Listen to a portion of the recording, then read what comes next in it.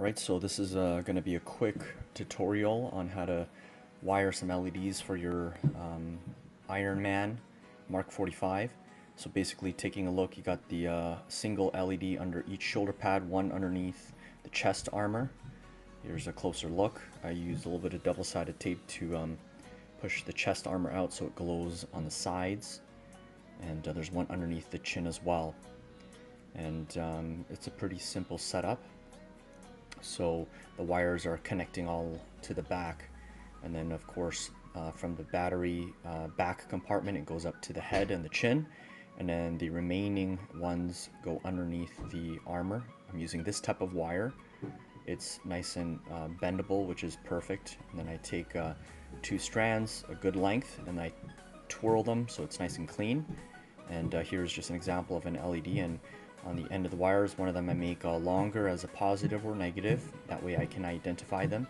And I use a battery to test them instead of the full wall plug outlet. And you also need basically a resistor so that it doesn't burn out the LEDs.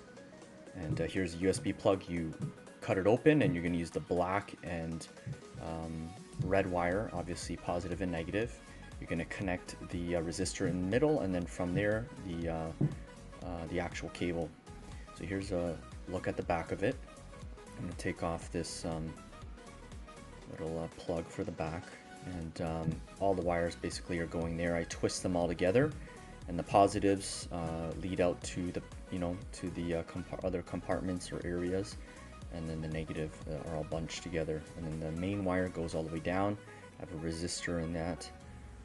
With some shrink wrap. And here's one of my other figures. What is it, the Mark 47 in my new case, but it's fully wired, and I'm going to show you the back of this one, as there's a lot more LEDs that are being used. So everything goes to the middle back compartment underneath the thigh armor where the hamstrings are, and